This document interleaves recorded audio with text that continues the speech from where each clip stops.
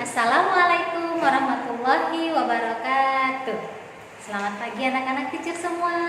Bagaimana kabar anak-anak teacher? Semoga tetap sehat dan tetap semangat yang pastinya. Alhamdulillah anak-anak teacher, bertemu lagi dengan teacher kelas 3. Nah, bagaimana perasaan anak-anak teacher setelah bertatap muka kemarin? Semoga semakin semangat ya belajarnya. Nah, baik. Kita masih melanjutkan pembelajaran tema 6, subtema yang keempat, pembelajaran yang ke-5. Baik, sebelum kita belajar, mari kita berdoa. Bismillahirrahmanirrahim. Rabbi zidni ilman warzuqni fahman. Amin. Nah, selesai berdoa anak-anak teacher, mari kita mendengarkan penjelasan dari teacher-teachernya. Tetap semangat. Anak-anak, kita masih belajar tentang hemat energi. Hemat energi itu hendaknya dilakukan di setiap kegiatan. Dengan menghemat energi, kita juga ikut menjaga kelestarian alam. Nah, kita lihat di buku halaman 113. Kita lihat yang pertama itu gambarnya menggunakan kendaraan umum. Berarti untuk menghematnya, daripada kita menggunakan kendaraan pribadi, lebih baik menggunakan kendaraan umum. Yang kedua, air cucian beras digunakan untuk menyiram tanaman. Kemudian yang ketiga, keran harus ditutup kembali setelah digunakan supaya airnya tidak boros. Kemudian, gambar yang keempat, membuat mobil-mobilan dari kulit jeruk. Jadi, gambarnya itu menggunakan hemat energi. Ya, jadi setiap kapanpun kita harus menghemat energi. Nah, kita akan mempelajari yaitu di halaman 114, yaitu tentang laporan kegiatan penghematan energi.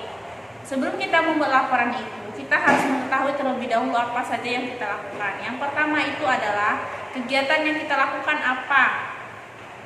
Misalnya kegiatannya itu adalah mematikan lampu ketika pagi hari, atau mematikan AC, atau kita menghemat penggunaan air. Kemudian waktu pelaksanaan, waktunya kapan ketika kita melaksanakan penghematan energi itu. Misalnya kita menghemat pemakaian listrik, mematikan lampu di pagi hari, waktunya itu misalnya di pagi hari. Kemudian tempatnya di mana?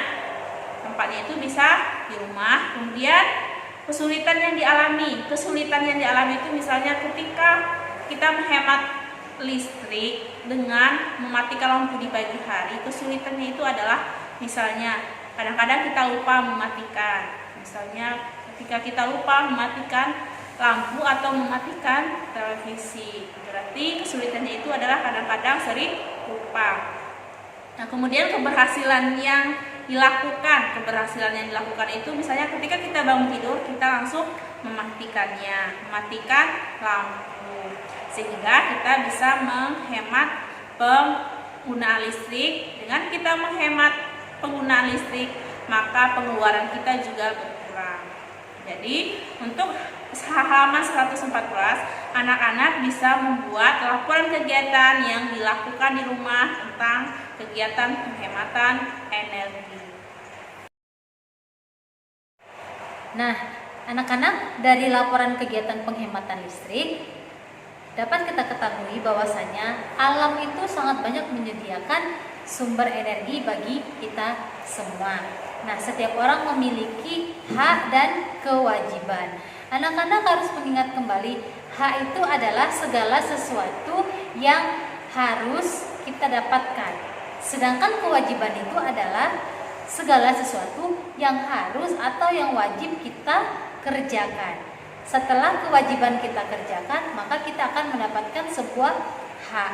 Nah, tetapi dalam penggunaan sumber energi ini, kita juga mempunyai hak dan kewajiban. Haknya yang pertama itu, kita bebas menggunakan sumber energi apa saja, baik itu penggunaan air, baik penggunaan listrik, penggunaan air untuk minum, untuk mandi, untuk mencuci, penggunaan listrik untuk menghidupkan lampu, menghidupkan televisi, menghidupkan kipas angin, mencas handphone dan lain sebagainya. Kita juga berhak menggunakan kapan saja yang kita mau energi tersebut.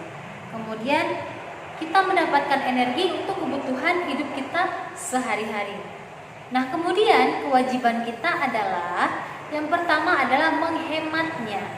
Menghemat energi yang tersedia. Nah, kemudian tidak membuang-buangnya secara berlebihan dan menggunakan energi itu seadanya, secukupnya, seperlunya kita saja, dan tidak berusaha untuk mencuri energi yang lainnya. Hari ini kita akan belajar matematika, yaitu menentukan luas persegi satuan. Nah, silahkan kalian buka pada buku paket kalian pada halaman 115. Nah, mari kita bahas bersama-sama. Pada penulis sudah digambarkan tentang gambar, yaitu menentukan luas persegi satuan. Tapi sebenarnya kita harus paham dahulu apa yang dimaksud dengan satu kotak. Dalam kotak pertama itu nilainya adalah 1 persegi satuan. Sedangkan setengah persegi satuan itu nilainya adalah setengah persegi satuan. Nah, jika digabungkan setengah persegi sama-sama setengah persegi digabungkan menjadi 1 persegi. Ya, jika digabungkan menjadi 1 persegi satuan. Nah, itu pertama yang kalian harus pahami untuk menentukan luas persegi satuan. Nah, sekarang kita kaitkan dengan soal. Dalam soal pada halaman 115 di situ ada contoh soal. Nah, untuk menentukan bagaimana luas kain perca, caranya adalah yang pertama kalian menghitung berapa jumlah kotak perseginya. Kita hitung ya, 1, 2, 3, 4, 5, 6, 7, 8, 9, 10, 11, 12, 13, 14, 15, 16. Jadi jumlah kotak perseginya ada 16. Nah, kita tambah kotak seperti ini. Nah, setelah itu kalian jumlahkan lagi dengan melihat berapa setengah dari kotak persegi tadi. Jumlahnya ada berapa? Kita hitung. Ini ya, 1, 2, 3, 4, 5, 6, 7, 8. Jadi setengah perseginya ada 8. Ya, kalian gambar seperti ini, setengah persegi ada 8. Nah, setelah itu kalian jumlahkan. Cara disederhanakan, 16 kita tulis persegi, kemudian jumlahkan dari 8 setengah persegi, berarti berapa hasilnya?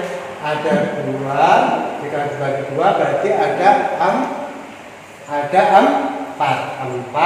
kotak persegi.